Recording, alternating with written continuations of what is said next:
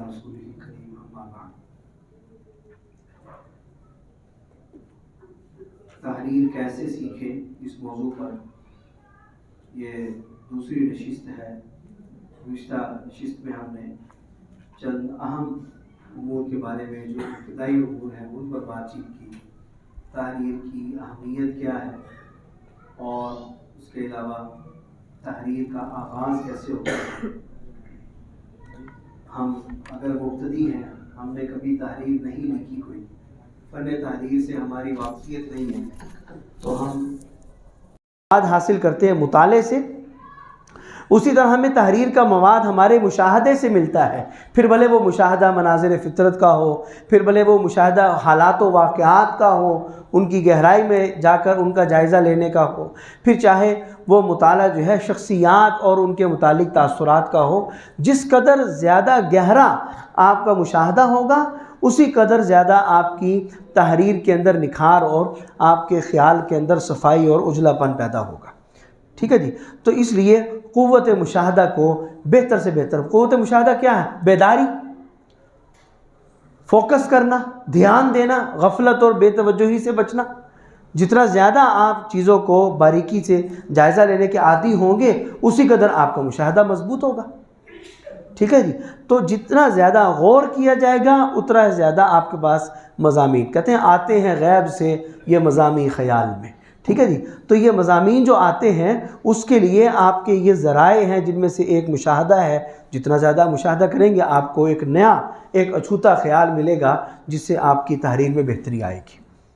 اور اس کے ساتھ پھر یہ ہے کہ ترتیب، آپ کوشش کریں کہ آپ کی جو تحریر ہے وہ مربوط ہو، بہتر ہو، شروع سے لے کے آخر تک آپ کی تحریر میں ایک روانی ہو، سلاست ہو، اور مضامین آپس میں ایک دوسرے کے ساتھ جڑے ہوئے ہوں۔ یہ نہ ہو کہ قاری پڑھتے پڑھتے جو ہے وہ دیکھ لے کہ یہ بات کیا چل رہی تھی اور اب کیا بات آ گئی ہے۔ تو آپ کوشش کریں کہ آپ کی تحریر بہتر ہو۔ شروع میں ہوتا ہے کہ ترتیب میں کچھ کمی رہ جاتی ہے، آہستہ آہستہ آدمی جتنا زیادہ اپنی تحریر کو اپنی عمدہ طریقے سے مرتب کرنے کی کوشش کرتا ہے، اس کی طریقہ میں انشاءاللہ آئندہ عرض کروں گا، تو جتنا زیادہ آپ اپنی تحریر کو مرتب کرنے کی کوشش کرتے ہیں اتنا ہی زیادہ آہستہ آہستہ قاری کے لیے اس کو پڑھنا آسان ہوتا ہے۔ دیکھیں یہ اصول ہے کہ جتنی چیز مشکل ہوتی ہے انسانی طبیعت اتنا اس سے بھاگتی ہے نا جی۔ جس قدر چیز مشکل ہوگی، اگر اب یہاں مشکل باتیں ہو سکتا ہے کئیوں کو نیند آنا شروع ہو جائے، جیسے ایک بھائی کو آ رہی تھی۔ ٹھیک ہے، جس قدر چیز آپ کو مشکل لگے گی اسی قدر آپ کی طبیعت اس سے بھاگے گی، یہ انسانی فطرت ہے۔ اب ترتیب کیا ہوتی ہے؟ ترتیب یہ ہوتی ہے کہ آپ اب اس انداز سے تحریر لکھیں کہ اس میں قاری کو پڑھنے میں کچھ بوجھل چیزیں محسوس نہ ہوں، الفاظ آسان ہو، ترتیب آسان ہو۔ اس کا نتیجہ یہ نکلے گا کہ آپ دیکھیں گے کہ قاری اس تحریر کو پڑھتا چلا جائے گا، اس کو الجھن اور پیچیدگی نہیں ہوگی۔ جیسے پہلے بھی بات گزری کہ ہر زمانے کے ذہن کو سامنے رکھ کے آپ نے تحریر کرنی، تحریر لکھنی۔ مولانا مناظر حسن گیلانی رحمۃ اللہ علیہ کا مقولہ میں نے عرض کیا تھا، سیدنا علی المرتضیٰ رضی اللہ عنہ کا مقولہ بھی ہے کہ کلم الناس علی قدر عقولہم، لوگوں کی عقل کے مطابق بات کرو۔ اب یہ گفتگو میں بھی ہے اور یہی بات تحریر میں بھی لاگو ہوتی ہے۔ آپ یہ دیکھیں کہ آپ کس طبقے کے لیے لکھنا چاہ رہے ہیں۔ مثال کے طور پہ آپ لکھنا چاہ رہے ہیں اہل علم کے لیے، تو پھر آپ علمی زبان استعمال کریں گے۔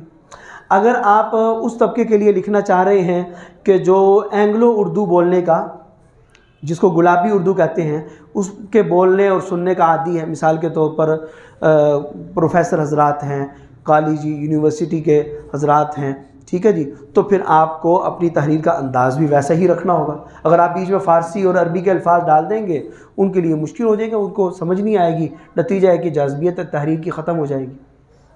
اگر آپ بالکل ایک سادہ جو میٹرک پاس یا بالکل جو تحریر بنیادی طور پر پڑھ لکھ سکتے ہیں اس طبقے کو آپ مخاطب کر رہے ہیں، تو پھر آپ کو اور بھی نچلی سطح پہ آنا پڑے گا۔ ٹھیک ہے، آپ کو انگلش اور اس کے علاوہ عربی، فارسی، ان زبانوں کے بھاری بھرکم تعبیرات سے ہٹ کے آپ کو بالکل سادہ تعبیرات کی طرف آنا ہوگا۔ میرے کئی عزیز ایسے ہیں جو مطالعہ وغیرہ کرتے ہیں کتابوں کا، وہ چاہتے ہیں دینی اسلامی کتابیں، آخرت سے متعلق، فکر آخرت سے متعلق، دین کے بنیادی احکام، مجھے کہتے ہیں بھی جناب آپ نا کوئی کتاب لا کر دیں۔ اب بعض اوقات میں مارکیٹ میں جاتا ہوں اور کئی دکانوں پر دیکھ کے کئی کتابیں چھانتا ہوں، اور بعض اوقات کوئی کتاب ڈھونڈ کے ان کو لا کر دیتا ہوں، تو وہ چند صفحات پڑھ کے کہتے ہیں یہ تو بڑی مشکل کتاب۔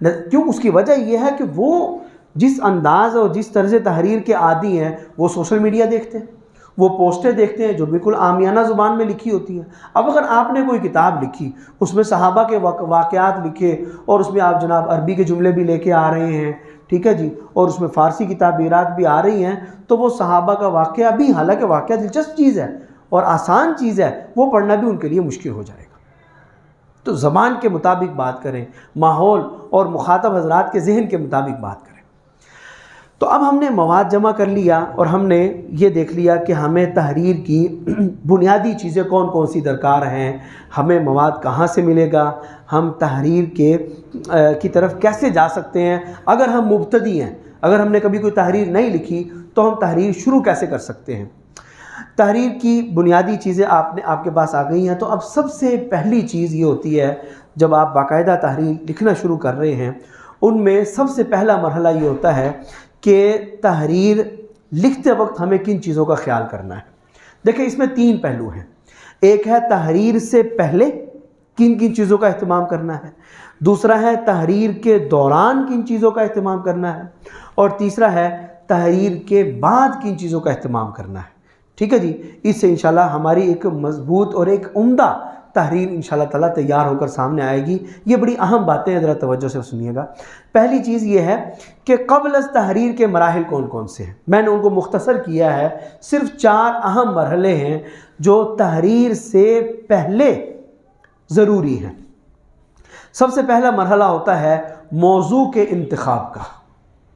آپ کس موضوع پر تحریر لکھنا چاہتے ہیں؟ دیکھیں موضوع کا انتخاب یہ ایک بڑی اہم چیز ہے، اور سمجھ لیجئے کہ یہ تقریباً آپ کے موضوع کا 50% حصہ ہے، آپ کی تحریر کا 50% حصہ وہ اس سے تعلق رکھتا ہے کہ آپ نے موضوع کون سا منتخب کیا، موضوع کون سا چنا آپ نے۔ اگر موضوع آپ ایسا چن رہے ہیں کہ جس کی ضرورت ہی نہیں ہے، جس کی کسی کو دلچسپی نہیں ہے، تو نتیجہ یہ نکلے گا کہ آپ کی محنت رائے گاں ہو سکتی ہے، آپ کی تحریر کو پڑھا نہیں جائے گا، ٹھیک ہے، بے فائدہ ہوگی، بے مقصد ہوگی، کوئی نتیجہ نہیں نکلے گا، ٹھیک ہے نا جی۔ جیسے فضول بات کرنے کے بعد انسان کو افسوس ہوتا ہے کہ یہ میں نے وقت ضائع کیا، ٹھیک ہے جی۔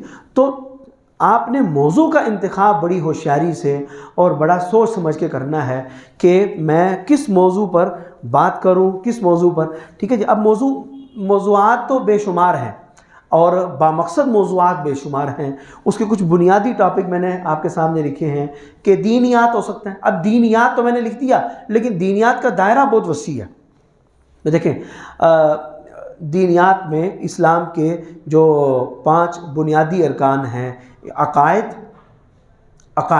اب عقائد بے شمار ہیں، عقیدہ توحید ہے، آخرت ہے، اور پھر عقیدہ رسالت ہے، عقیدہ ختم نبوت ہے، ٹھیک ہے جی۔ تو پہلا کیا ہے دینیات میں؟ عقائد کا موضوع، ٹھیک ہے، اور پھر اس کے بعد آ جاتا ہے عبادات، ٹھیک ہے، اور عبادات کے بعد معاملات، ٹھیک ہے، آپس کے معاملات سے میری مراد ہے خرید و فروخت، اجارہ، لین دین، اسی طریقے سے خرید و فروخت کے احکام ہیں، اور اسی طریقے سے نکاح ہے، طلاق ہے، اور وراثت ہے، اس طرح کے بے شمار جو دینی احکام ہیں، یہ ان سب کا تعلق ہے ہمارے معاملات کے ساتھ، ٹھیک ہے جی۔ اور پھر معاملات کے بعد تیسری چیز آ جاتی ہے معاشرت، رہن سہن، چوتھی چیز عبادات، پھر معاملات، اور پھر چوتھی چیز ہے ہمارے معاشرت، رہن سہن ہے، پڑوسی کے احکام کیا ہیں، والدین کے احکام کیا ہیں، اور پھر اولاد کے احکام کیا ہیں، دوستوں کے ساتھ کیا برتاؤ ہونا چاہیے، ہمارے اہل محلہ کے ساتھ ہمارا کیا برتاؤ ہونا چاہیے۔ ایک پوری زندگی کی ایک سیریز ہے جو ہمارے سامنے ہے معاشرت کے طور پر، اور پھر آخر میں اخلاقیات ہیں، ٹھیک ہے جی۔ تو موضوع آپ منتخب کریں گے کہ ضرورت کس چیز کی زیادہ ہے۔ حضرت حکیم الامت مولانا اشرف علی تھانوی رحمۃ اللہ علیہ کے خطبات، آپ نے نام سنا ہوگا کہ خطبات حکیم الامت 31 جلدوں میں جو شائع ہوئے، واللہ عالم کل کتنے ہیں، لیکن 300 سے زائد خطبات ہیں جو چھپ کر شائع ہو چکے ہیں، خلق خدا کو ان سے فائدہ ہوا۔ تو حضرت نے اپنے خطبات میں کئی جگہ پر یہ چیز واضح کی ہے کہ میں جو تقریر کرتا ہوں، میں کوئی خطیب نہیں ہوں، میں کوئی مقرر نہیں ہوں، میں کسی جگہ پر جاتا ہوں، مجھے کوئی دعوت دی جاتی ہے یا کوئی بات کرنے کا مجھے کہا جاتا ہے، تو میں یہ پہلے یہ غور کرتا ہوں کہ ان لوگوں کو سب سے زیادہ کس چیز کی ضرورت ہے. ٹھیک ہے جی، ہے تو دینی موضوعات ہی نا، لیکن ان کی اس وقت کی ضرورت سب سے زیادہ کیا ہے. ٹھیک ہے، پھر میں اس موضوع کو منتخب کر کے اس موضوع پر گفتگو کرتا ہوں. یہی طریقہ کار ہے. اللہ کے نبی کا بھی یہی طریقہ تھا. آپ نے سنا ہوگا کئی احادیث میں ہے کہ اللہ کے نبی سے سوال کیا جاتا تھا کہ اسلام کا سب سے افضل عمل کیا ہے، ای الاعمال افضل ترین عمل کیا ہے. اب اگر آپ احادیث دیکھیے تو آپ کو پتہ چلے گا کہ مختلف صحابہ کو اللہ کے نبی نے مختلف نصیحتیں فرمائی. کسی کو کہا کہ افضل اعمال جہاد ہے، اب کسی کو کہا کہ افضل عمل نماز ہے، کسی کو مختلف جوابات دی. کیوں؟ کیونکہ اس موقع پر اس کو ضرورت زیادہ اسی کی. لوگوں نے آ کر کہا نصیحت فرمائیے، اب کسی کو کوئی نصیحت کی جا رہی ہے، کسی کو کوئی نصیحت کی جا رہی ہے، کیونکہ اس کے مناسب یہی ہے. تو یہ ہے کہ موضوع کا انتخاب آپ کیجئے کہ ضرورت کیا ہے. ٹھیک ہے، اور پھر یہ بھی اس میں ایک اہم بات ہے کہ آپ کن لوگوں کو مخاطب کر رہے ہیں، اس سے آپ کو زیادہ بہتر طور پر یہ پتہ چلے گا کہ ان لوگوں کی کیا ضرورت ہو سکتی ہے. مثلا اگر آپ بات تحریر کر لکھنا چاہ رہے ہیں اسکول کالج کے حضرات کے لیے، ان کو کن چیزوں کی زیادہ ضرورت ہوتی ہے. دینی مدارس کے طلباء کے لیے، علماء کے لیے آپ کوئی تحریر لکھ رہے ہیں، ان کی ضروریات کچھ اور ہیں. ٹھیک ہے، پھر عوام الناس ہیں، ان کی ضروریات کچھ اور ہیں. اس طرح ایک طبقے کو پہلے دیکھیں. ٹھیک ہے، اب اگر کوئی مجھ سے یہ پوچھتا ہے کہ میں کس موضوع پر تحریر لکھوں یا میں کس انداز میں تحریر لکھوں، تو میرا پہلا سوال اس سے یہ ہوتا ہے کہ آپ کن لوگوں سے بات کرنا چاہ رہے ہیں، کن لوگوں کو اپنا مخاطب بنانا چاہ رہے ہیں، اس کے مطابق پھر آپ آغاز کریں. تو موضوع کے انتخاب میں یہ ساری باتیں مد نظر رکھنا ضروری ہے. بات سمجھ آ گئی نا جی. تو دوسری چیز ہے کہ صنف تحریر کون سی ہونی چاہیے. تحریر کئی قسم کی ہوتی ہے. مثال کے طور پر کوئی تحریر ایسی ہوتی ہے جو فکری ہوتی ہے، جو فکر کو اجاگر کرے اور لوگوں کو ابھارے، شوق دلائے. ٹھیک ہے، اس میں احکام نہیں بیان کیے جاتے، لمبی چوڑی تفصیلات نہیں بیان کی جاتی، بلکہ فکری تحریر میں کیا ہوتا ہے، اہمیت کا احساس دلایا جاتا ہے. ٹھیک ہے، کسی چیز کی ضرورت کا احساس دلایا جاتا ہے. کوئی مسئلہ ہے وہ کتنا اہم ہے، کتنا ضروری ہے، ان چیزوں کا احساس دلایا جاتا ہے. اس کا سارا محور یہ ہوگی فکری تحریر. ٹھیک ہے، پھر ایک تحریر ہوتی ہے معلوماتی. ٹھیک ہے، آپ معلومات فراہم کر رہے ہیں. ٹھیک ہے جی، تو اس کے اندر آپ کا انداز اور آپ کا جو تحریر کی روانی ہے وہ اس انداز سے ہوگی کہ آپ لوگوں کو کوئی معلومات فراہم کریں. آپ وہی باتیں نہ کریں جو وہ پہلے سے جانتے ہیں. ٹھیک ہے نا جی. اگر آپ مثال کے طور پر ایسے مجمع سے مخاطب ہیں جو پہلے ہی صاحب علم ہیں، ایک مثال دے رہا ہوں میں. ٹھیک ہے، ڈاکٹر حضرات سے کوئی آدمی خطاب کر رہا ہے اور وہ بالکل بنیادی لیول کی، بنیادی سطح کی باتیں جو تقریباً روزانہ پئی نماز، 5 نمازیں ہم پر فرض ہیں. ٹھیک ہے جی، نمازیں پڑھا کرو، روزہ رکھو، ظاہری باتیں یہ ضروری باتیں ہیں، لیکن کیا ہے کہ ان کی دلچسپی اور توجہ وہ اتنی زیادہ نہیں ہوگی جتنی زیادہ ان کو ضرورت ہے کہ ان کو احساس دلایا جائے، اور پھر احساس دلایا جائے، فکر ابھاری جائے، جو غفلت اور سستی طاری ہے اس کو دور کیا جائے. اس کے لیے آپ کو پھر یہ ہے کہ احوال آخرت کی اہمیت اور پھر زندگی کا محدود ہونا، ان چیزوں کو زیادہ واضح انداز میں آپ بیان کریں گے. تو یہ چیزیں ہیں کہ آپ کی تحریر معلوماتی ہے یا آپ کی تحریر فکری ہونی چاہیے یا آپ کی تحریر تفریحی مزاح کے انداز میں ہونی چاہیے. یاد رکھیے، مزاح کے انداز میں بامقصد تحریر بے شمار لوگوں نے لکھی ہے. ٹھیک ہے جی، طنز کے انداز میں لکھی ہے. ٹھیک ہے، اگر آپ سمجھتے ہیں کہ آپ اس صنف میں بہتر انداز میں لکھ سکتے ہیں، آپ اس صنف میں لکھیے. ٹھیک ہے جی. اسی طریقے سے ترغیب دینے کے لیے تحریر کا انداز اور ہوتا ہے، ترہیب کا انداز اور ہوتا ہے. ٹھیک ہے جی. تو آپ موضوع کو منتخب کریں پہلے، اور موضوع کو منتخب کرنے کے بعد اپنی صنف تحریر کا فیصلہ کریں کہ میں یہ جو اب تحریر لکھنے جا رہا ہوں، یہ تحریر میں کس انداز کی لکھوں گا. یہ فکری تحریر ہوگی، اس میں ترغیب ہوگی، یا اس میں معلومات لوگوں کو زیادہ دینا ہے کہ جی فلاں موقع پر ایسا ہوا تھا، فلاں موقع پر ایسا ہوا تھا، فلاں جگہ پر یہ بیان کیا گیا، فلاں جگہ پر یہ بیان کیا گیا ہے. اس میں جگہ جگہ سے آپ معلومات کو جمع کریں. یا پھر یہ ہے کہ آپ سادہ، یہ ہے کہ آپ اپنا جو ٹون ہے، انداز ہے اپنی تحریر کا ایسا رکھیں کہ جس سے ان کو جذبہ پیدا ہو لوگوں کو۔ تو دوسری چیز یہ ہوگی کہ صنف تحریر کا فیصلہ کرنا ہے آپ نے۔ تیسری چیز یہ ہے کہ مواد جمع کرنا ہے، ٹھیک ہے جی۔ مواد کہاں سے جمع ہوگا، اس پر پہلے بات ہو چکی ہے کہ اس کے لیے آپ کو سب سے پہلے کتابوں کا مطالعہ کرنا ہے۔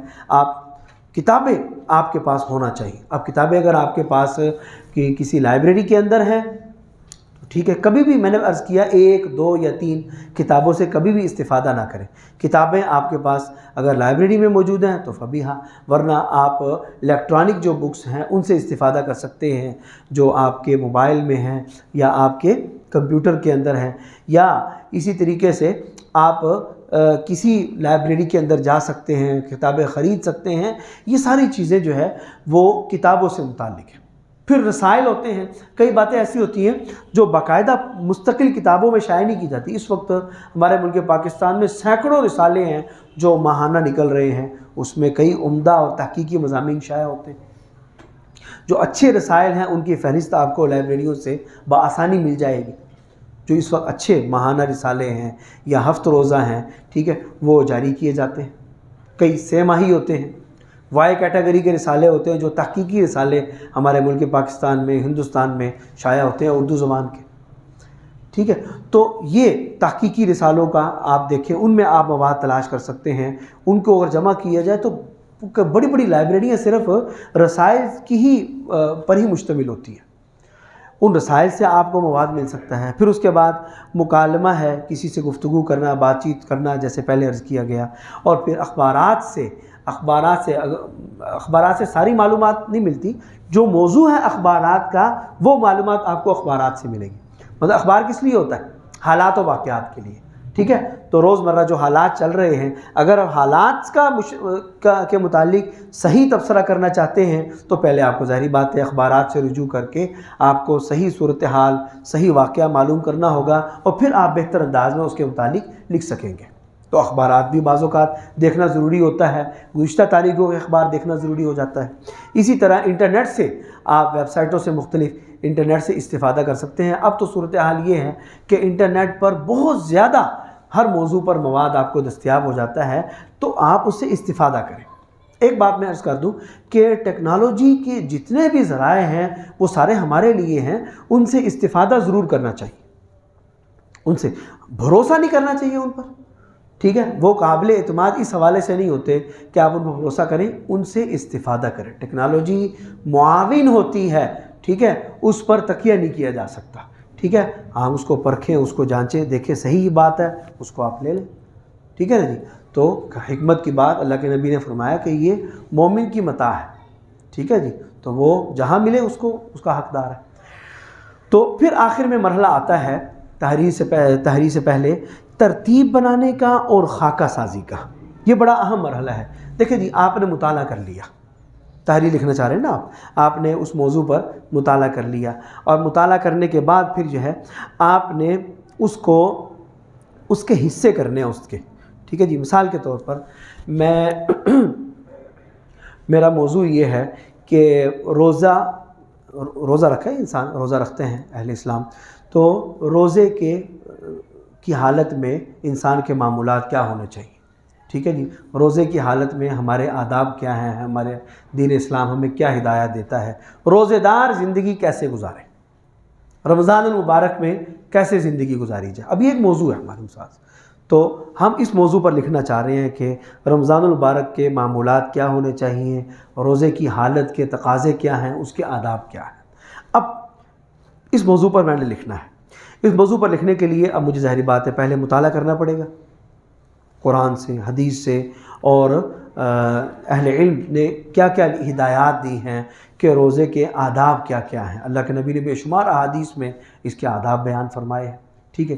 اب آپ نے کیا کرنا ہے کہ ان سب کا مطالعہ کرنا ہے جس قدر ہو سکے، ٹھیک ہے۔ پھر جو احادیث آئی ہیں ان کی ظاہری بات ہے اللہ کے نبی کی جتنی بھی احادیث ہیں ان کی شروحات لکھی گئی ہیں، ٹھیک ہے۔ تو اگر کسی حدیث کی شرح آپ کو دیکھنی پڑ رہی ہے کہ اس حدیث کا مطلب زیادہ تفصیل سے واضح ہو جائے تو آپ کو اردو میں، عربی میں، ہر زبان میں وہ شروحات بھی مل جائیں گی، ٹھیک ہے۔ تو مثال کے طور پر آپ نے 5 احادیث منتخب کر لی، ٹھیک ہے. اب ان پانچوں احادیث کا صحیح مفہوم اور مکمل تفصیلات، اس میں کوئی مشکلات ہیں وہ ساری آپ دیکھ کے اس کو اچھے طریقے سے سمجھ لیں، تاکہ وہ آپ کے ذہن نشین ہو جائے.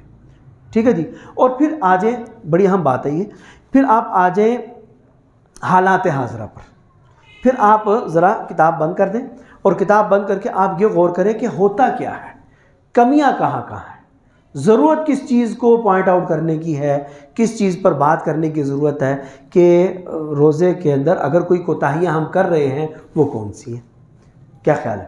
ٹھیک ہے. پھر اس پر ہم نے غور کرنا ہے. صحیح ہے جی.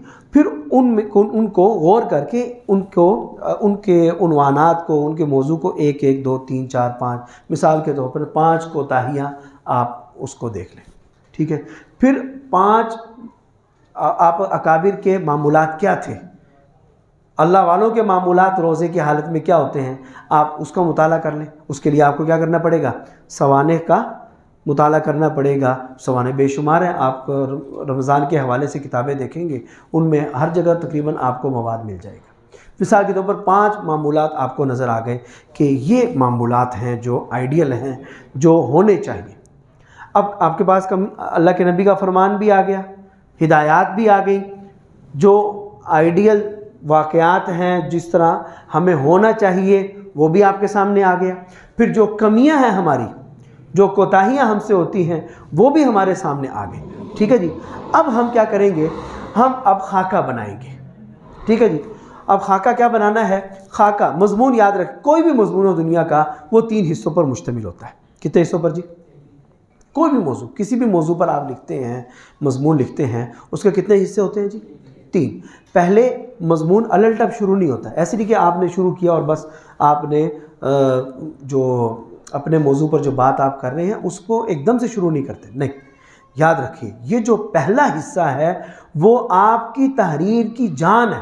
اور میں ایک جگہ پڑھ رہا تھا کہ تحریر کا جو پہلا حصہ ہے جس کو کیا کہتے ہیں، تمہید، جو تحریر کی جو تمہید ہے، پہلا پیراگراف، پہلی 4 5 سطریں 10 سطریں، یہ تحریر کی وہ بنیاد ہوتی ہے جس پر جو ماہر فن رائٹر ہیں، جو تحریر نگار ہیں، وہ کئی دن لگاتے ہیں بعض اوقات. ٹھیک ہے. پھر اس پر بڑی محنتیں کرتے ہیں، بار بار اس کو کاٹتے ہیں، چونکہ آغاز ہی اہم ہے، آغاز ہی ضروری ہے. تحریر کا آغاز جتنا بہتر ہوگا، جتنا عمدہ ہوگا، جتنا دلکش ہوگا، اتنا ہی زیادہ قاری آپ کی تحریر کی طرف متوجہ ہوگا. کیا خیال ہے؟ آپ بھی ایسے کرتے ہیں، جب آپ کوئی تحریر پڑھتے ہیں، آپ شروع سے تھوڑا سا پڑھتے ہیں، پھر آپ کو اگر لگے نا کہ ہاں یار یہ پڑھنے لائق، آپ ذرا یکسو ہو کر بیٹھ جاتے کہ نہیں یہ تو پڑھنے لائق ہے. کیا خیال ہے، یہ تو پڑھنی چاہیے تحریر. پھر آپ اس تحریر کو پورا پڑھ کر ہی دم لیتے ہیں. تو مطلب یہ کس چیز نے گھیرا آپ کو، ابتدائی تحریر نے، تحریر کے آغاز نے آپ کو گھیر لیا. اب تحریر کا آغاز کسی واقعے سے بھی ہو سکتا ہے، کسی حکیمانہ بات سے بھی ہو سکتا ہے، کسی اقوال زرعی سے بھی ہو سکتا ہے، کسی حکمت والے شعر سے بھی ہو سکتا ہے. ٹھیک ہے نا، کوئی شروع میں آپ نے کوئی شعر لکھ دیا، ٹھیک ہے، یا اور آپ کے دل میں کوئی اچھوتا خیال ہے جو آپ سمجھتے ہیں کہ میں اس کے ذریعے اپنے قاری کی توجہ اپنی طرف مبذول کر سکتا ہوں، تو آپ تحریر کا آغاز اس سے کرتے ہیں. تو تحریر کی جو ابتدا ہے وہ بڑی جاندار ہوتی ہے. ٹھیک ہے. اس میں تھوڑا سا وقت لگائیں، تھوڑا کوشش کریں کہ اگر آپ کو رد و بدل زیادہ کرنا پڑے کوئی بات نہیں ہے، یہ اہم ترین حصہ ہے آپ کی تحریر کا. اس کے بعد تو وہ مواد جو آپ نے جمع کیا ہے مختلف جگہوں سے، اسی کو مرتب کر کے آپ نے آگے بیان کر دینا. وہ مشکل نہیں ہے، مشکل ہے آغاز، کہ آغاز آپ ایسا بہتر کریں گے کہ جس سے قاری کو آپ کی تحریر پڑھنے میں آسانی ہو جو آپ کہنا چاہ رہے ہیں آگے جا کر. ٹھیک ہے جی. تو پہلا حصہ کیا ہو گیا جی، تمہید. ٹھیک ہے، اس کو تھوڑا ہم نے بہتر کر کے لکھنا ہے، چاہے 2 4 دفعہ لکھنا پڑ جائے. ٹھیک ہے. دوسرے نمبر پر آ جاتا ہے اصل مضمون.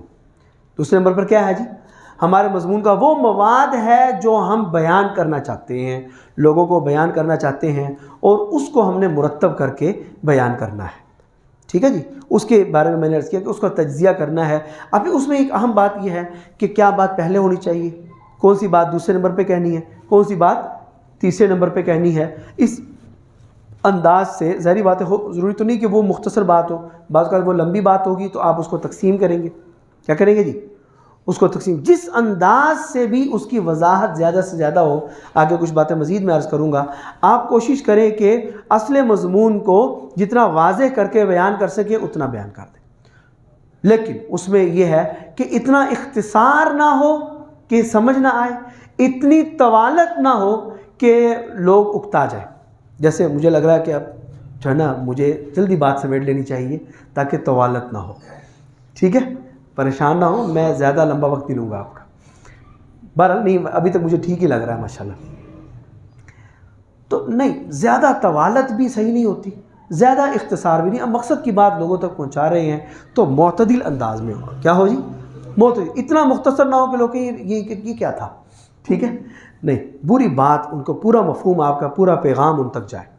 یہ ہے اصل مضمون کے متعلق جو آپ نے مواد سے جمع کیا ہے. اور اس کے بعد آخری بات آ جاتی ہے کہ آپ کا اختتام کیسا ہے. چونکہ ظاہری بات ہے انما الاعمال بالخواتیم، اعمال کا دار و مدار کس پر ہے جی؟ خاتمے پر ہے. ظاہری بات ہے ایک قاری نے آپ کی تحریر کو اپنا وقت دیا ہے، قیمتی وقت ہے اس کو. مثال کے طور پر اس نے 15 منٹ میں وہ تحریر پڑھی، آدھ گھنٹے کے اندر آپ کی تحریر پڑھی ہے.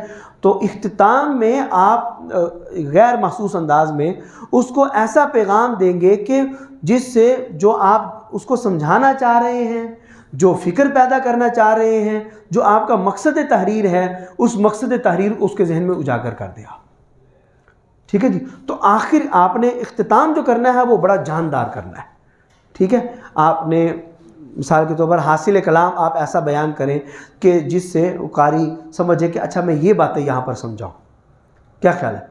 ہوتا ہے نا بعض اوقات آپ کوئی بیان سنتے ہیں، بیان سن کے کئی دوستوں سے میں پوچھتا ہوں کہ ہاں بھائی کیا بیان سنا.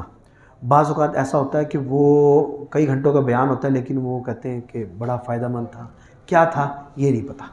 ٹھیک ہے، ہوتا ہے نا، کیونکہ وہ پیغام لے کر نہیں اٹھے. بعض اوقات ہوتا بھی ہے پیغام ان کو بیان کرنا نہیں آتا یا موقع پر یاد نہیں آتا. لیکن میں نے عرض کیا تھا نا کہ تحریر کا اثر بیان سے کئی گنا زیادہ ہوتا ہے. تحریر میں یہ بات نہیں ہے. بیان میں ہو سکتا ہے کہ بولنے والے کو آخر میں موقع نہ ملے، یا بولنے والے کی آخری بات میں بھی تو بات ہی ہے نا جی. ٹھیک ہے، گفتگو ہی تو ہے، وہ تو ہوا ہو گئی، ختم ہو گئی.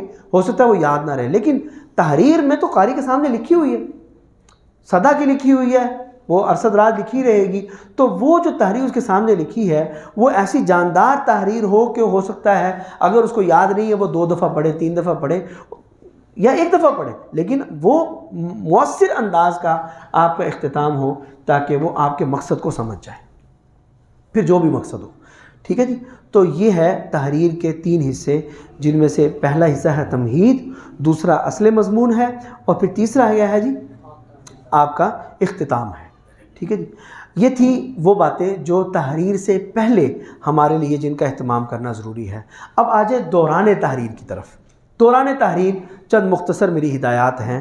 جب آپ کوئی تحریر لکھ رہے ہیں تو سب سے پہلے تو میں نے عرض کیا دلکش آغاز ہے، وہ میں نے قبل از تحریر ہی آپ کو بتا دیا.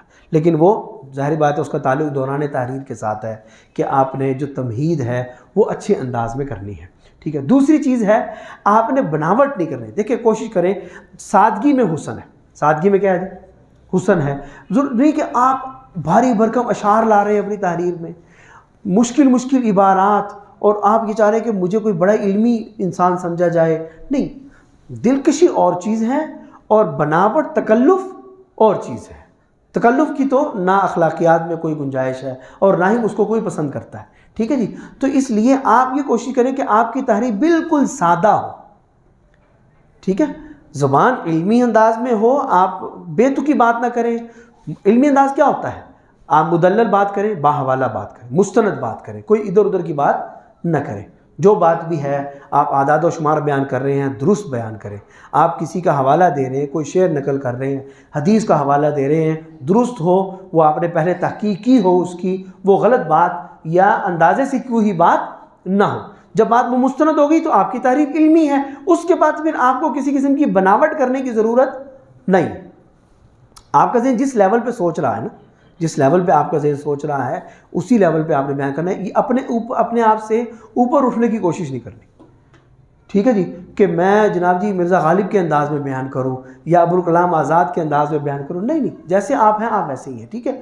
آپ کے زمانے میں مخاطب بھی آپ کے ذہن کی سطح کا ہی ہے. ہر زمانے کے مخاطب میں تھوڑا بہت فرق تو ہوتا ہی ہے علمی لحاظ سے، لیکن ایک مجموعی دماغ سب کا ایک جیسا ہے، سوچ کا انداز سب کا ایک جیسا ہے۔ تو سادگی، تحریر میں بناوٹ نہیں ہونی چاہیے، سادہ انداز میں آپ بات کو بیان کریں، ٹھیک ہے۔ اور تیسری چیز ہے کہ آپ اس کو خوش خط لکھیں، ٹھیک ہے۔ خوش خطی کی کچھ ایک تو ہے نا، آپ کی خطاطی اچھی ہو اور جاذب تحریر ہو، ٹھیک ہے، یہ بھی ایک حسن ہے، لیکن اس کے علاوہ تحریر کے کچھ اور ظاہری خوبیاں ہوتی ہیں جو آگے جا کر میں انشاءاللہ عرض کروں گا، ان کا بھی آپ نے اہتمام کرنا ہے۔ چوتھی چیز ہے رموز اوقاف کا اہتمام کریں، اس کو ذرا سمجھ لیں۔ رموز اوقاف کا کہ تحریر کے جو آداب ہیں وہ کیسے تحریر لکھی جاتی ہے، یہ بہت ضروری ہے۔ اس میں گرامر کے اصول بھی آ جاتے ہیں، رموز اوقاف بھی آ جاتے ہیں۔ گرامر کے اصول کیا ہیں کہ گرامر کے اصول یہ ہیں، مثال کے طور پر آپ املا اور رسم الخط کے قواعد کی پابندی کریں۔ املا درست ہونی چاہیے آپ کی، ٹھیک ہے جی۔ درست املا اگر آپ کی نہیں ہے نا تو آپ کی تحریر میں کشش اور جاذبیت نہیں ہے، کوئی آپ کی تحریر پڑھے گا نہیں، پڑھنا مشکل ہو جائے گا اس کو، ٹھیک ہے۔ مثال کے طور پر آپ نے کوئی تحریر لکھی اور اپنی ٹوٹی پھوٹی املا میں لکھ دی، ٹھیک ہے، اور اب آپ چاہ رہے ہیں کہ وہ تحریر آپ کسی اخبار میں شائع کروائیں یا کسی ماہ نامے میں آپ اس کو شائع کروائیں، ہفتہ روزہ رسالے میں آپ اس کو شائع کروائیں۔ آپ وہ تحریر بھیج رہے ہیں، پڑھنے والے کو سمجھ ہی نہیں آ رہا، تو آپ کی تحریر فوراً کہاں چلی جائے گی؟ ردی کی ٹوکری میں۔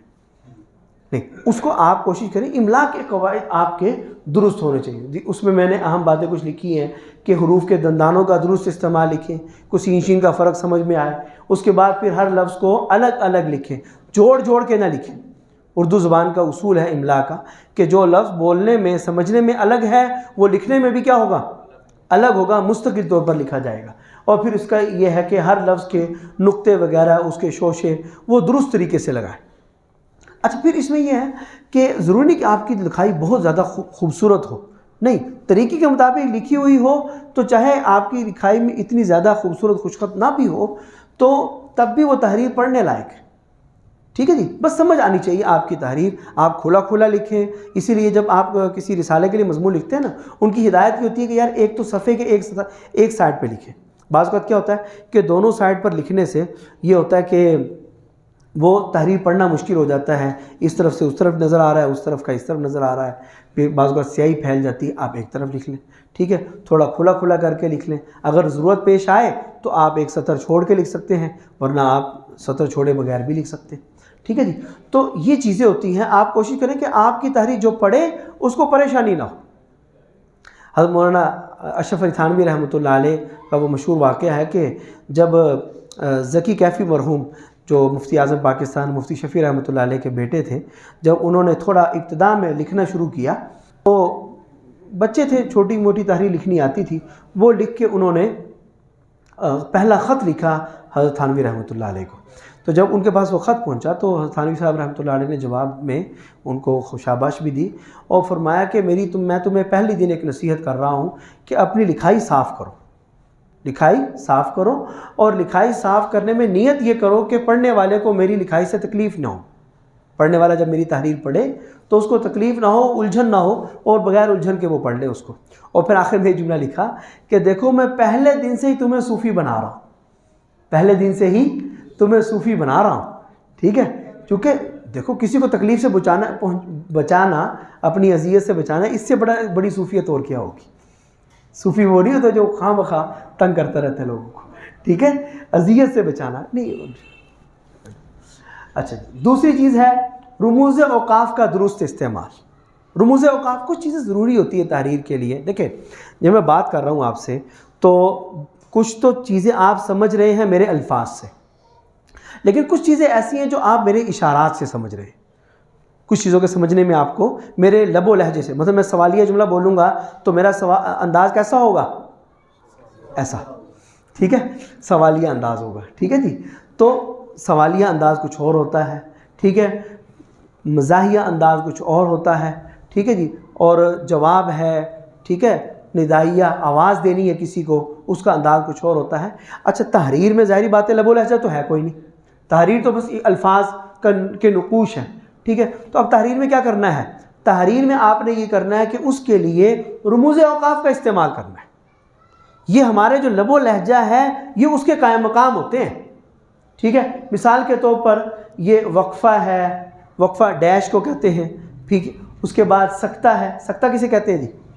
سکتہ کہتے ہیں جو ہوتا ہے نا، ایک تو ہے نا وقفہ جو ڈیش لگاتے ہیں آپ. ڈیش تب لگائی جاتی ہے جب جملہ پورا ہو جائے، جملہ مکمل ہو گیا، بات پوری ہو گئی. ٹھیک ہے، وہاں ہم ڈیش لگا دیتے ہیں، چھوٹی سی لائن سی ہوتی. ٹھیک ہے، اس کے بعد پھر اگر کوئی مختصر وقفہ کرنا ہے، کیا کرنا ہے، کوئی چیز گن رہے ہیں آپ کہ میں 3 آدمیوں سے ملا، کہ محمد، عمر اور ابو بکر. ٹھیک ہے، اب یہ جو آپ نام بول کر ذرا سا وقفہ کر رہے ہیں، اس کی جگہ پر آپ کو الٹا پیش نہیں ہوتا جس طرح، ٹھیک ہے، جس کو کامہ کہا جاتا ہے، اس انداز میں آپ کے لفظ کے آگے اس کو لکھنا ہے. ٹھیک ہے، اس کو سکتہ بھی کہتے ہیں یا وقف خفیف بھی کہتے ہیں. تعثر یہ ہوتا ہے کہ آپ نے جہاں پر کوئی کسی کو آواز دی ہے یا کوئی اچانک سے کوئی واقعہ پیش ہے، اچانک فلاں چیز آ گئی. ٹھیک ہے جی، یا کسی کو آواز دے رہے ہیں، ٹھیک ہے، ندائیہ جملہ ہے کوئی، تو اس پر آپ دیکھیں گے کہ نشان ہوتا ہے الف کا سا، ٹھیک ہے، جس کے نیچے نقطہ لگایا جاتا ہے. ٹھیک ہے، اور اس کے بعد پھر تفصیلیہ ہے، استفہامیہ ہے. استفہام کیا ہے؟ استفہام سوالیہ نشان کو کہتے ہیں. جہاں سوالیہ نشان کی ضرورت ہو وہاں سوالیہ نشان لگائیں. ٹھیک ہے، اس کے بعد پھر تفصیلیہ ہے. تفصیلیہ کیا ہوتا ہے؟ تفصیلیہ اس طرح اوپر نیچے آپ دیکھیں گے 2 نقطے ہوتے ہے نا، 2 نقطے اس طرح اوپر نیچے آپ کو نظر آئیں گے. یہ کس لیے ہوتے ہیں؟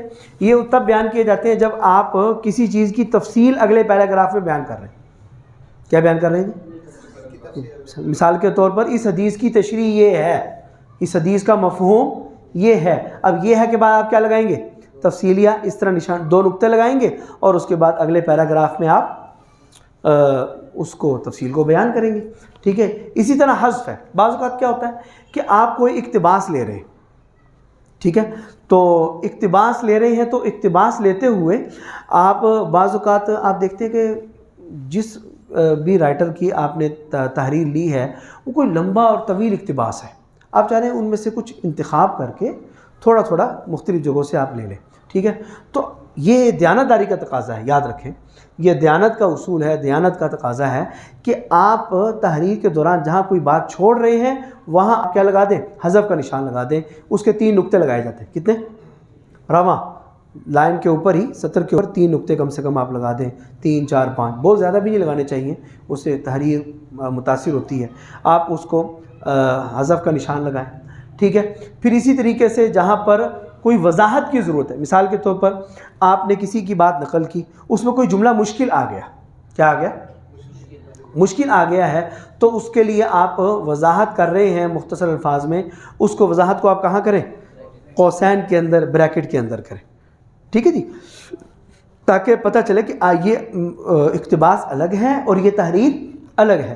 ٹھیک ہے جی، اسی طریقے سے واوین ہے. جب کوئی اقتباس لیتے ہیں تو وہ 2 واو کی شکل پیراگراف کے شروع میں اور 2 واو کی شکل پیراگراف کے آخر میں جہاں اقتباس ختم ہوتا ہے وہاں آپ لگائیں، جس سے پتہ چلے پڑھنے والے کو کہ یہ اقتباس تھا، یہ رائٹر کی بات نہیں ہے، یہ اس رائٹر نے کہیں اور سے نقل کی ہے.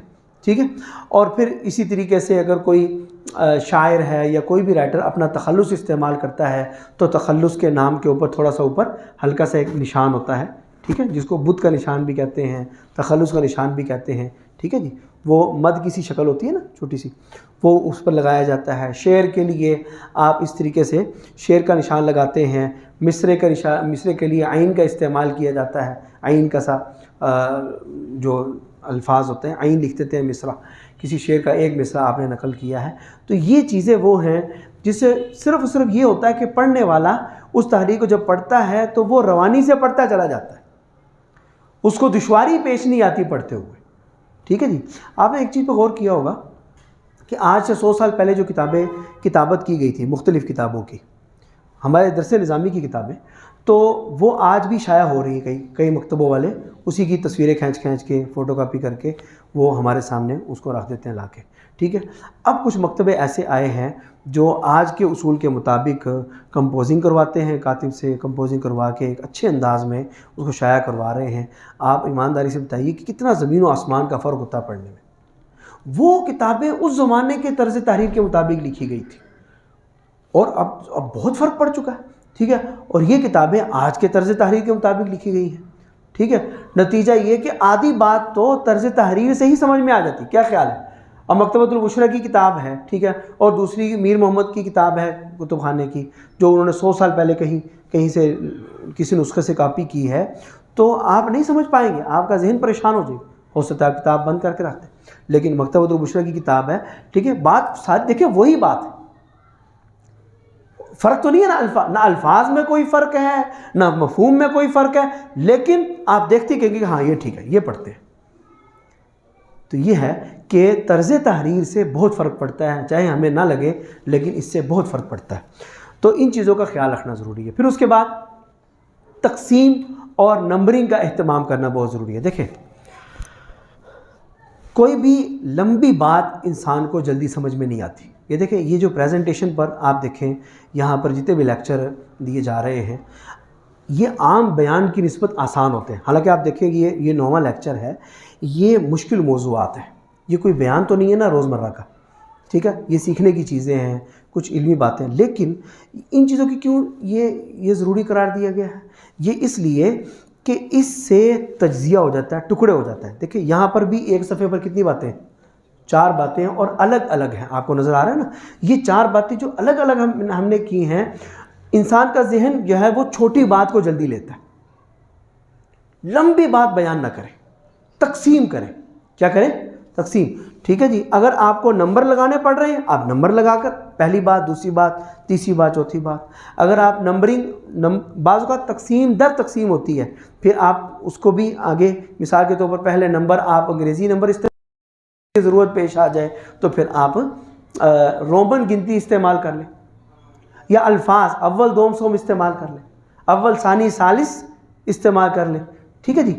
تو تقسیم در تقسیم کا خیال کریں، ٹھیک ہے، اپنی بات کو تقسیم کر دیں، اپنے پیراگراف جو آپ کا اصل مضمون ہے نا، مثال کے طور پر جو میں نے آپ کو ابھی بتایا کہ 5 احادیث آپ نے منتخب کی، 5 سوانح کے میں کوئی واقعہ آپ نے منتخب کر لیے، اور پھر اسی طریقے سے آپ نے کوئی 5 خرابیاں آپ نے لوگوں کی ذہن نشین کر لی، تو آپ ان کو جو کھچڑی بنا کر نا لوگوں کے سامنے پیش کریں، ترتیب کے ساتھ پیش کریں، ٹھیک ہے، پھر ایک ایک چیز کو اوپر لوگوں کو نصیحت کرتے جائیں، اس کو سمجھاتے جائیں، ٹھیک ہے جی۔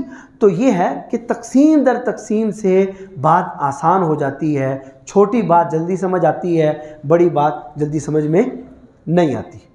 پرانے بزرگوں میں کئی بزرگوں کی تحریریں ایسی ہوتی ہیں کہ وہ پورے صفحے کا ایک ہی پیراگراف ہوتا ہے، اس وقت لوگ پڑھ بھی لیتے تھے، لیکن اب نہیں پڑھ پائیں گے۔ اب آپ اگر چاہیں آپ کی بات لوگوں کی سمجھ میں آئے، 5-7 سطروں کا زیادہ سے زیادہ آپ ایک پیراگراف بنائیں۔ پیراگراف کیا ہوتا ہے؟ پیراگراف صرف لکھنے میں پیراگراف نہیں ہوتا، پیراگراف کا مطلب ہے کہ اس پیراگراف میں ایک پوری بات بیان کی گئی ہے شروع سے لے کے۔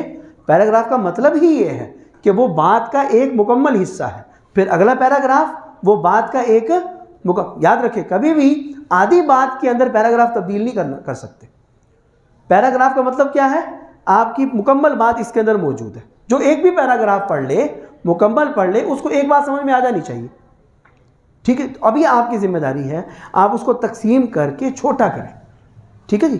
اور پھر اس کے بعد ہے کہ انشاء اور گرامر کے جو قواعد ہیں اس کی رعایت بھی ضروری ہے۔ کئی ساتھی ایسے ہوتے ہیں جو اہل زبان نہیں ہوتے، پختون بھائی ہے مثال کے طور پہ، ٹھیک ہے، تو ان کا کام دوہرا ہے۔ ایک تو انہوں نے تحریر سیکھنی ہے، تحریر سیکھنے کے ساتھ انہوں نے مذکر مؤنث کا فرق خاص طور پر وہ پیدا کرنا ہے یا سمجھنا ہے۔ اسی طرح یہ واحد جمع کا مسئلہ تو اہل زبان کے ساتھ بھی اگر انہوں نے نہ سیکھا ہو تو پیش آتا ہے اور ہیں کا فرق ہے، کا کے کی کا فرق ہے، ٹھیک ہے۔ یہ چیزیں مختصر میں بیان کر رہا ہوں، لیکن یہ گرامر کی کتابوں میں آپ کو ملیں گی انشاءاللہ تفصیل کے ساتھ، اس پر انشاءاللہ تعالیٰ بھی بات کرتے ہیں۔ لیکن بہرحال یہ تو پہلی بات ہوئی کہ یہ آپ نے دوران تحریر ان چیزوں کا اہتمام کرنا ہے۔ یہ اس کا تعلق ان چیزوں کے ساتھ تھا جی، دوران تحریر، یہ ساری باتیں دوران تحریر ہیں۔ پھر میں عرض کر دوں کہ آپ نے ایک تمہید بنا لی، ٹھیک ہے، تمہید بنانے کے بعد آپ کا اصل مضمون ہے اور آخر میں کیا ہے؟ اختتامیہ ہے، لیکن اس کو لکھنا اس انداز میں ہے کہ آپ کی تحریر تمہید جو ہے وہ دلکش ہو، جو اصل مضمون ہے اس کو تقسیم کیا گیا ہو، مختلف حصوں میں اس کو تقسیم کیا گیا ہو جو آپ کے ذہن میں ہو، بھلے آپ عنوان لگائیں یا نہ لگائیں، اگر ضرورت ہے عنوانات لگاتے جائیں، پہلی بات، دوسری بات، تیسری بات، ٹھیک ہے. اگر ضرورت ہے نمبرنگ کی، نمبرنگ لگاتے ہوئے چلے جائیں تاکہ قاری کو مشکل پیش نہ آئے، یا کم سے کم اتنا تو ضرور کریں کہ پیراگراف بدلتے جائیں، پیراگراف کو بدلتے جائیں تاکہ بات آسانی سے سمجھ میں آ جائے. اس کے بعد تیسری چیز ہے آپ کا اختتام. یہ تحریر آپ کی مکمل ہو گئی. اب آخری مرحلہ جو انتہائی اہم مرحلہ ہے، خاص طور پر ہم لوگوں کے لیے جو کہ ہم مبتدی ہیں، جو ابھی ہم تحریر لکھنا سیکھ رہے ہیں، یہ ہمارے لیے یہ مرحلہ بہت ضروری ہے. تحریر لکھنے کے بعد سب سے اہم ترین اور ضروری چیز یہ ہے کہ اس پر نظر ثانی کریں. یاد رکھیے ہم انسان ہیں اور ہماری کوئی بات بھی حرف آخر نہیں ہے، ہم کمزور ہیں، ہم خطا کے پتلے ہیں، اور ہماری تحریر کے اندر لازمی طور پر کوئی نہ کوئی کمی ہو سکتا ہے کہ رہ گئی ہو. ٹھیک ہے. بعض اوقات نظر ثانی سے یہ ہوتا ہے دوبارہ ایک دفعہ پڑھنے سے کہ آپ بطور قاری کے پڑھتے ہیں. پہلے تو آپ ایک رائٹر تھے نا جب آپ لکھ رہے تھے، اب جب آپ پڑھتے ہیں تو آپ کو پتہ چلتا ہے کہ جب کوئی قاری میری تحریر پڑھے گا تو اسے کیسا لگے گا، پڑھنے میں یہ تحریر کیسی لگ رہی ہے. لکھنے میں تو آپ نے اپنے جذبات کا اظہار کر دیا، لیکن جب آپ خود پڑھیں گے تو کئی چیزیں آپ کو کھنچی ہوئی محسوس ہوں گی، کئی چیزیں آپ کو لگے گا یار یہ تو مختصر رہ گیا، بات واضح نہیں ہوئی جو میں کہنا چاہ رہا ہوں. ٹھیک ہوتا ہی نہیں ہوتا ایسے. تو آپ اس بات کو واضح کر سکیں گے. طوالت ہے تو اس جملے کو مختصر کر سکیں گے، جملے کی ساخت کو بہتر کر سکیں گے. ٹھیک ہے جی، جتنا آپ کی حد تک ممکن ہوگا آپ اس کو ضرور کر سکیں گے. تو اس سے قاری کا بھی وقت بچے گا اور اس کے سامنے ایک بے تکی لکھی ہوئی تحریر نہیں آئے گی، اس کی یہ تحریر میں اس سے نکھار پیدا ہوگا. تو نظر ثانی ضرور کریں.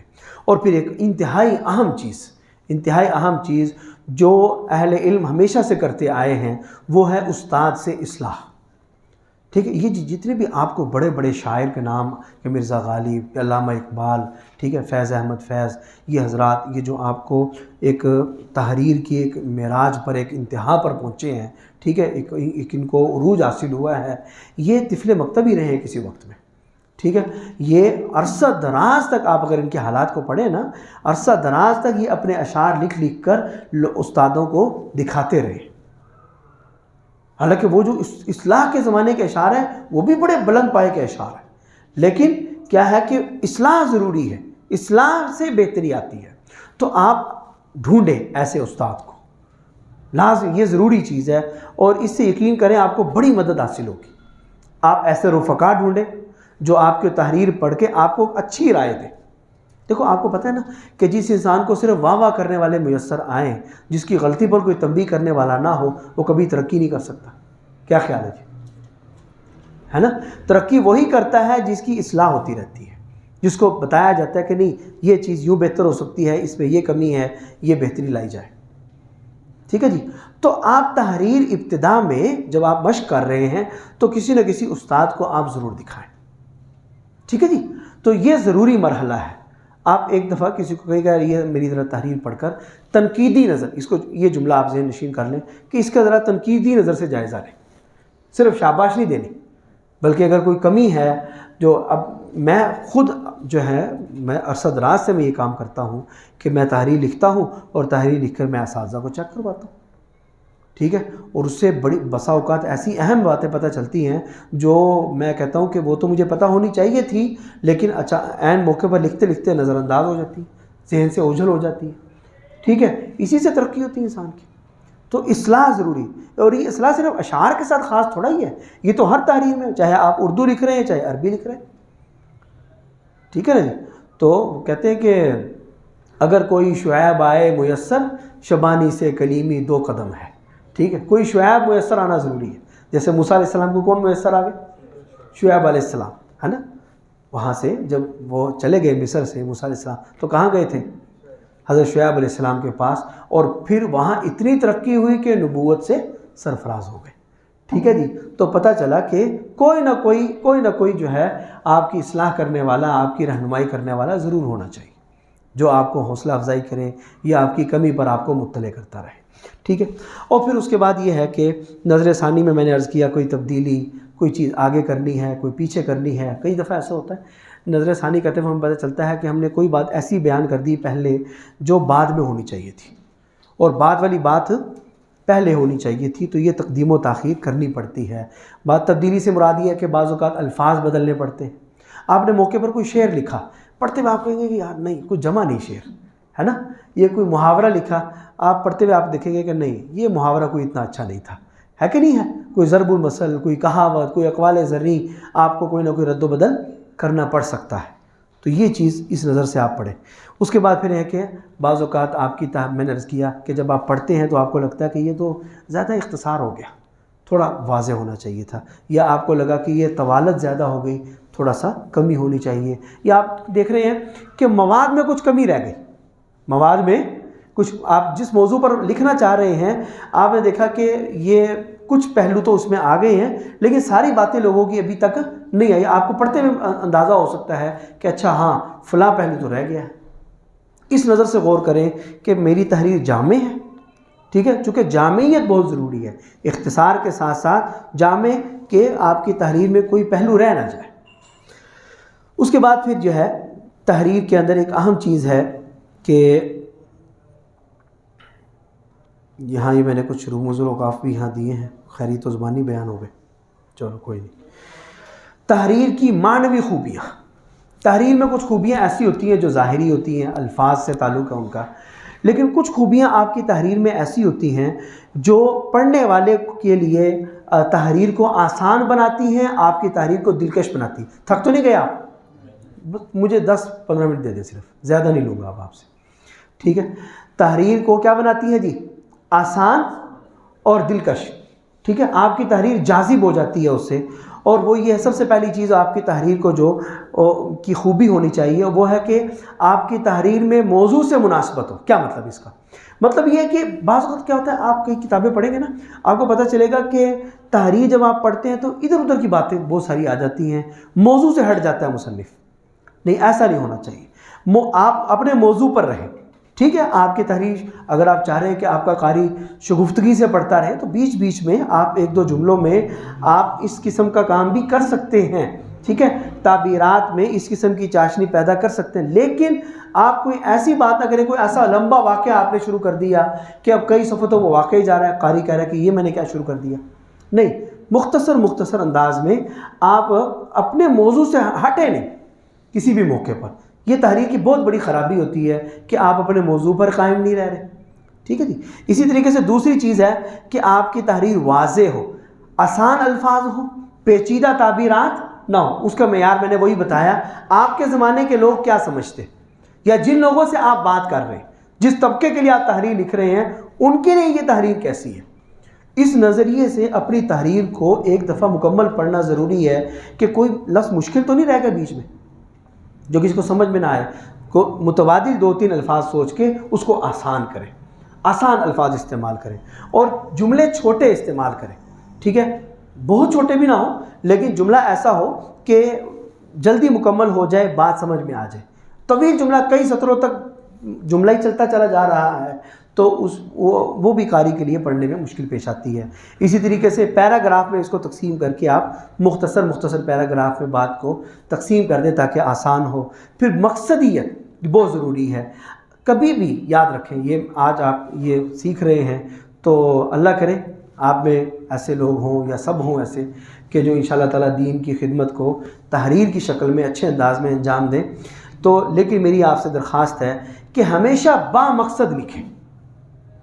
بے مقصد لوگ بہت لکھ رہے ہیں، کوئی دنیا کے پیسے کمانے کے لیے، ٹھیک ہے جی، لوگوں کو گمراہ کر رہے ہیں، لوگوں کا وقت ضائع کر رہے ہیں، اور اللہ نے ان کو صلاحیت دی ہے، ان کی تحریر میں چاشنی ہے، جاذبیت ہے، لیکن وہ ایسی بے مقصد چیزیں لکھ رہے ہیں یا ایسی فحش چیزیں لکھ رہے ہیں جو حیا باختہ ہیں، اخلاق باختہ ہیں، جس سے لوگوں کی تربیت میں خرابی پیدا ہو رہی ہے.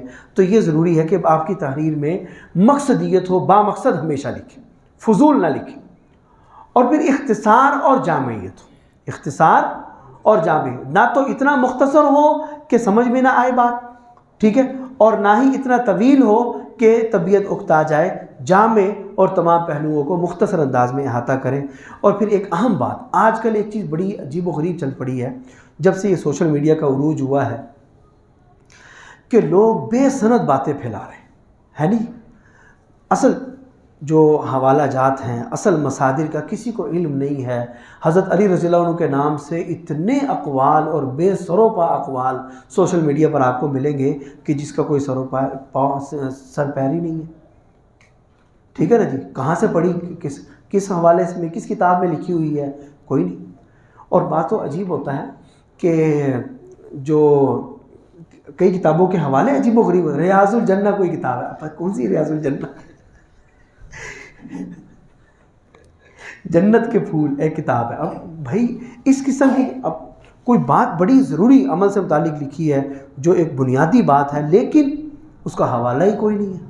سوشل میڈیا پر بہت ساری چیزیں گردش میں کرتی رہتی، روزانہ اقوال زرعی کی ڈھیروں ایک مقدار ہے جو ہر بندے کو موصول ہوتی ہی نہیں ہوتی، لیکن کوئی حوالہ نہیں ہے، اس کو کوئی سند نہیں ہے۔ تو ہمیشہ یاد رکھیں ہر چیز باحوالہ اور مدلل، اور یہ بات صرف دین کے ساتھ تعلق نہیں رکھتی۔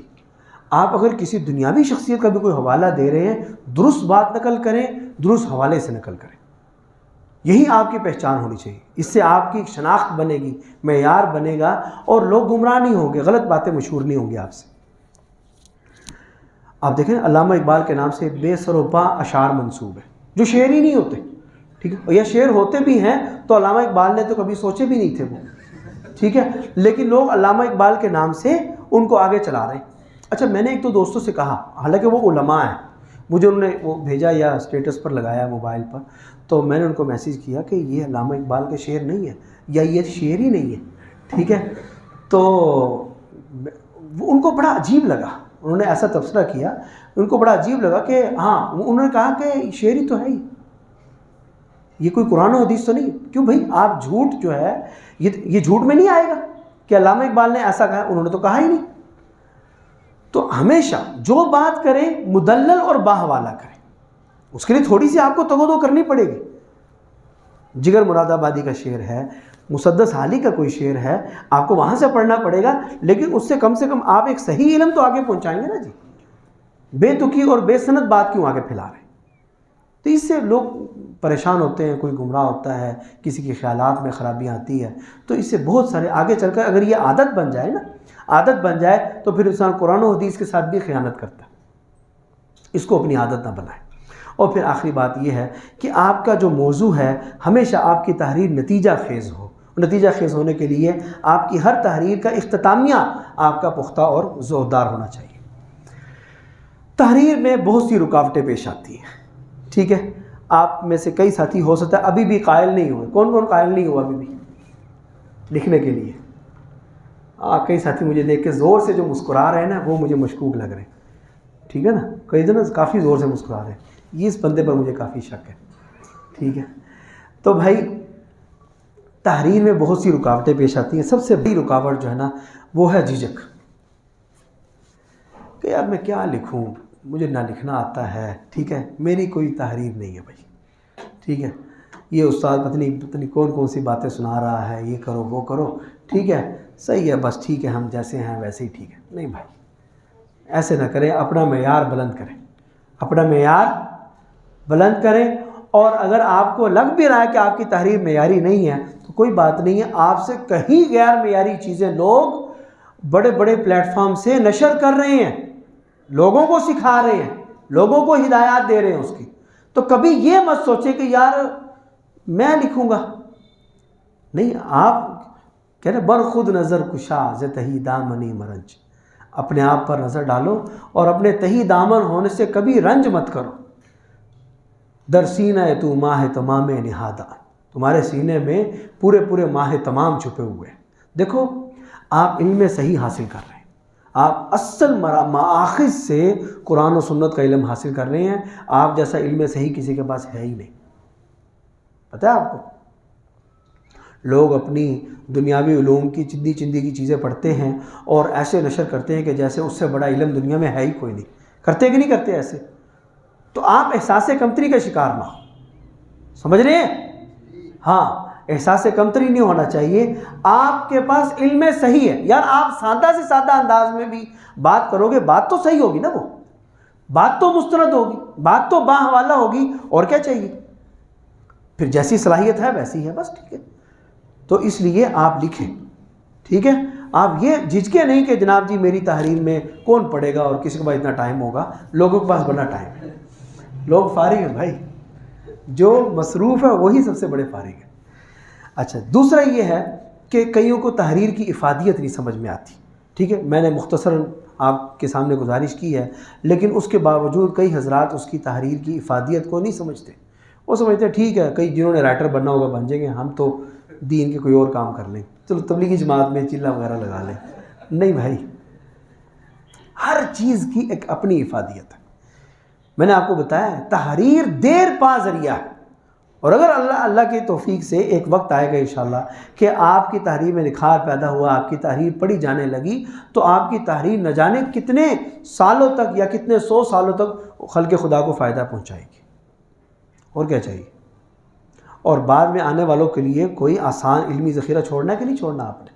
ٹھیک ہے، اپنی اولادوں کے لیے لکھیں، آپ اولادوں کی اولادوں کے لیے لکھیں. آپ بات سمجھ رہے ہیں جی؟ تو اس لیے تحریر کی افادیت کو تقریر سے یا دنیا کی کسی بھی ذریعہ ابلاغ سے کم مت سمجھیں، بہت ضروری ہے. اور پھر اس کے بعد یہ ہے کہ جو حقیقی رکاوٹ ہے تحریر کی، وہ ایک ہی ہے، اور وہ ہے مطالعے کی کمی. کیا ہے جی؟ ہاں، یہ تو بھائی لازمی بات ہے. اگر آپ کے مطالعے میں ترقی نہیں آئے گی، آپ کی تحریر ترقی نہیں کرے گی.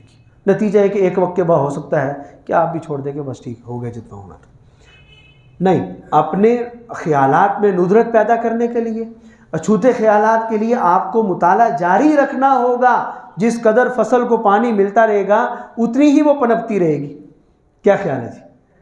اگر آپ پانی دینا چھوڑ دیں، آدھے تک فصل پک گئی ہے، تو وہ کیا ہوگا؟ اب وہ تنزل کی طرف جانا شروع ہو جائے گی. تو یہ تو آپ کی خوراک ہے بھائی. تو یہ مت کرنا بھائی. میں آئندہ ہفتے میں نے پھر آنا ہے اور میں پوچھوں گا کتنا مطالعہ کیا. ٹھیک ہے؟ مطالعے کی کمی جو ہے یہ آپ کو نقصان پہنچائے گی، آپ کی علمی حیثیت کو مجروح کرے گی. ٹھیک ہے؟ تو بالخصوص چھٹی کے دنوں میں ایک آدھ کتاب تو پڑھ ہی ڈالا کریں. آپ ایک آدھ کتاب تو چھٹی کے دنوں میں مختص کر لیں. بلکہ میرا ایک مشورہ ہے آپ کو کہ آپ جب چھٹیوں پر جا رہے ہیں، جو طلباء ہیں میں ان کی بات کر رہا ہوں، تو آپ اساتذہ کرام کے پاس جائیں، ان سے کہ استاد جی کوئی آپ کے نظر میں جو اچھی کتابیں ہیں ذرا 2-3 لکھ دیں. 2-3 استادوں سے لکھوا لیں. ٹھیک ہے؟ ان کی نظر میں جو سب سے بہتر ہوں گی وہ آپ کو لکھ دیں گے. پھر آپ کو ان میں جو آسان لگے یا آپ کی رسائی میں جو ہو یا آپ کو جو ان میں سے بہتر لگے، آپ ان کو 1-2 کا مطالعہ کر لیں. اس سے یہ ہوگا کہ ایک تو آپ کی جو مطالعہ ہوگا وہ بامقصد ہوگا. فضول کتابیں بہت سی ہیں جو لوگوں کا وقت ضائع کریں، جو بامقصد نہیں لکھی گئی. تو اس سے یہ ہوگا کہ آپ کی علمی ترقی ہوتی رہے گی. بات سمجھ رہے ہیں جی؟ تو چھٹی کے دنوں کو کبھی ضائع نہ کیا کریں. یہ بھی تفریح ہے ایک طرح کی. مطالعے میں لذت نہیں ہے، مطالعے میں بے انتہا لذت ہے. تو آپ اپنی تفریح جو ہے اس کے اندر لے کر آئیں. ٹھیک ہے جی؟ تو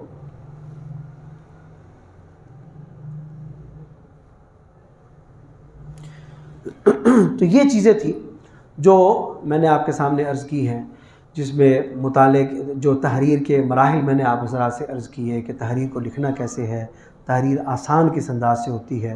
ٹھیک ہے؟ پھر تحریر کے دوران کن باتوں کا اہتمام کرنا چاہیے، بعد میں کن باتوں کا اہتمام کرنا چاہیے. اور پھر میں آخر میں دوبارہ عرض کر دوں کہ ہم اگر مبتدی ہیں تو ہمیں جھجکنا نہیں ہے. ہمیں آج سے آغاز کرنا ہے اور مضبوط انداز میں آغاز کرنا ہے، اور کوشش کرنی ہے کہ یہ ہماری روٹین ایسی ہو کہ جو چلتی چلی جائے اور ہم لکھتے چلے جائیں. آخری ایک اہم بات جو ہے وہ یہ ہے، کئی دفعہ ساتھیوں کے ذہن میں سوال پیدا ہوتا ہے کہ فرض کر لو ہم نے کوئی تحریر لکھ دی، ٹھیک ہے، اب ہم آگے کیسے اس کو نشر کر سکتے ہیں، شائع کیسے کر سکتے ہیں؟ ہم نے تو لکھ لی، محنت کر کے لکھی. تو دیکھو اس کے ذرائع بے شمار ہیں. آپ نہ کسی لائبریری میں چلے جائیں، ٹھیک ہے، لائبریری سے آپ رسائل کی فہرست حاصل کر لیں، اور ان کے ایڈریس بھی آپ دیکھیں گے، اس میں لکھے ہوں گے. ہر رسالے کے خط و کتابت کے پتے بھی ہوتے ہیں. انٹرنیٹ کے ذریعے اگر ان کو کوئی موضوع مضمون وغیرہ آپ بھیجنا چاہیں وہ بھی اس کے اوپر لکھے ہوتے ہیں. اخبارات کا جو ادارتی صفحہ ہوتا ہے، کون سا؟ ادارتی، جس میں مضامین اور کالم وغیرہ آتے ہیں، اداریہ آتا ہے، ٹھیک ہے، اس صفحے کے اوپر بھی پورا ایڈریس اور ان کے ساتھ کیسے آپ نے خط و کتابت کرنی ہے، کیسے مضمون بھیج سکتے ہیں، آپ ان کو نوٹ کر لیں. اخبارات میں بھیجیں. اخبارات کے نا دن ہوتے ہیں، مثال کے طور پر اسلامی صفحات آتے ہیں، ہر اخبار کے جمعہ کے دن آتے ہیں. ٹھیک ہے. پھر اتوار کے دن تو پورا ایک بعض اوقات میگزین نکالتے ہیں اخبارات والے, ٹھیک ہے, آپ ان کے اندر بھیج سکتے ہیں اپنی تحریرات کو.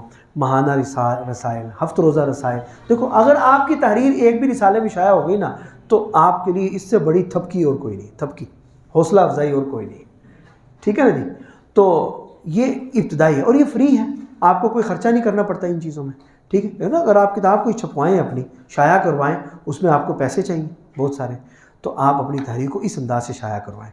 اور کچھ نہیں, آپ کے پاس فیس بک اکاؤنٹ ہے, آپ ٹویٹر پہ ہیں, ٹھیک ہے, اور یا سوشل میڈیا کے دیگر ذرائع, اور کچھ نہیں تو واٹس ایپ ہی سے, ٹھیک ہے. یہ ذرائع آپ استعمال کر رہے ہیں, آپ اپنی تحریر کیوں نہیں اس پہ لگاتے؟ دوسروں کے جو اقوال زرعی جو لوگوں نے تیار کیے ہیں یا پوسٹیں آپ جو لگا رہے ہیں, شیئر کر رہے ہیں, آپ اپنی تحریر کیوں نہیں تیار کرتے؟ آپ فیس بک پہ آگے شیئر کریں. آج کل تو فرینڈز کا دور ہے, ایک ایک فیس بک فرینڈ 5-5 ہزار ایک ایک بندے کے ہوتے ہیں, ٹھیک ہے, اللہ معاف کرے, ٹھیک ہے جی. تو آپ کی تحریر منٹوں میں کہاں سے کہاں پڑھی جا سکتی ہے. مقصد تو ابلاغ ہے, مقصد یہ تو نہیں ہے نا کہ آپ کی تحریر جو ہے وہ اسی جگہ شائع ہو جہاں آپ کو پسند ہے, نہیں, ابلاغ ضروری ہے. پھر ایک وقت آئے گا انشاءاللہ کہ آپ کی تحریر لوگ نشر کریں گے, ٹھیک ہے, لیکن اس میں ایک وقت لگے گا. آپ اپنی تحریر کو, یہ وہ ذرائع ہیں جو آسان ترین ہیں, رسائل میں, اخبارات میں, انٹرنیٹ پر, ٹھیک ہے جی. جتنا ممکن ہو سکے آپ اس کو نشر کر دیں. پھر ان کی مرضی ہے, شائع کرنا چاہیں گے تو شائع کر دیں گے. آپ یہ پریشان نہ ہو کہ جناب جی میری تحریر شائع کیوں نہیں ہو رہی یا اس میں کیا کمی ہے, یہ نہ مت سوچیں. بعض اوقات کئی وجوہات ہوتی ہیں شائع نہ کرنے کی. بعض اوقات پڑھنے والے نے پڑھی ہی نہیں ہوتی آپ کی تحریر. آپ یہ کیوں سوچ رہے ہیں کہ میری تحریر اس معیار کی نہیں ہوگی کہ وہ شائع نہیں ہوئی؟ کیوں بھائی, آپ یہ کیوں سوچ رہے ہو؟ یہ کیوں نہیں سوچ رہے کہ پڑھنے والا اس معیار کا نہیں تھا, اس کو پتہ نہیں چلا میں نے کہاں سے لکھا ہے, ٹھیک ہے, یا کتنی محنت کی ہے. ایسے بھی تو ہوتے ہیں کہ نہیں لوگ. آپ بالکل بے فکر ہو جائیں, آپ اپنی تحریر لکھنا جاری رکھیں, اور کچھ نہیں تو آپ کے پاس تو وہ محفوظ ہے نا, ٹھیک ہے. اور جتنے بھی ذرائع ہیں ان کے ذریعے آپ اس کو آگے سے آگے نشر کرتے چلے جائیں, ٹھیک ہے. انشاءاللہ 2-4 جگہوں میں شائع ہونے کے بعد آپ کو ایک راستہ مل جائے گا, اور پھر آگے آپ کی تحریر کا سلسلہ آسان ہو جائے گا. پھر آپ کتابیں بھی لکھ سکتے ہیں, مختصر رسائل بھی آپ لکھ سکتے ہیں. تو آج کی نشست کے لیے اتنا ہی ہے. تو امید ہے, میں ویسے کوئی بڑا نہ کوئی رائٹر ہوں, نہ ہی کوئی ایسا کوئی میرے کوئی لیکچر وغیرہ ہوتا ہے, ٹھیک ہے. یہ تو ان حضرات کا خلوص ہے جو انہوں نے محبت سے مجھے موقع دیا آپ کے سامنے کھڑا ہونے کا.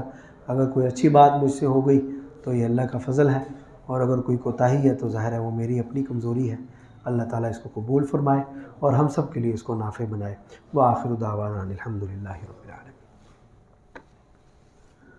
ماشاءاللہ بڑے احسن انداز میں اور بالاستیعاب اپنے موضوع کے اوپر استاد جی نے گفتگو فرمائی ہے.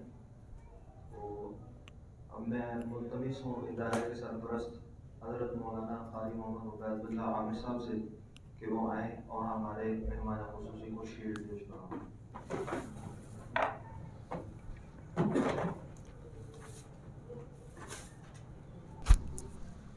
الحمدللہ رب العالمین الرحمن الرحیم مالک یوم الدین والصلاة والسلام علی سید الانبیاء والمرسلین وعلى آلہ واصحابہ اجمعین.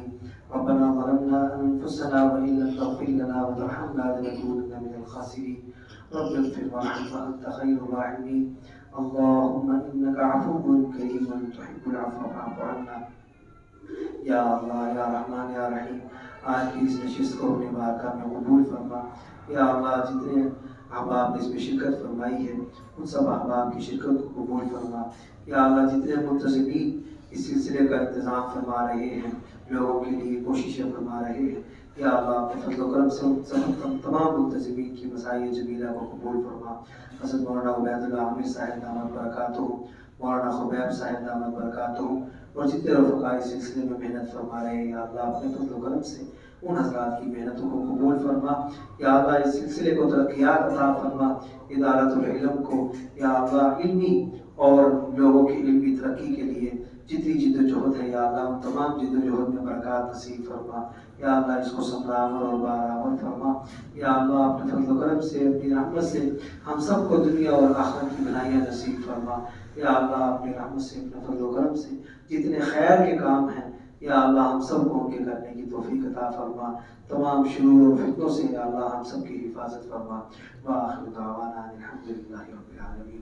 صلی اللہ تعالیٰ.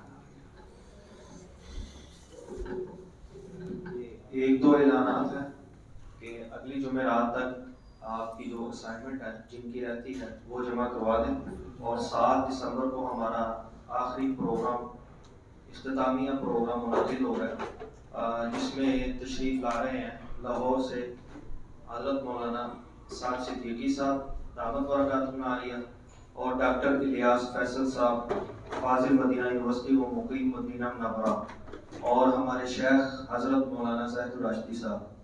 تو سب حضرات سے یہ درخواست ہے کہ اپنی اسائنمنٹ جمع کروائیں، اور آخری پروگرام میں جو شرکاء ہیں ہمارے وہ اپنی حاضری کو یقینی بنائیں.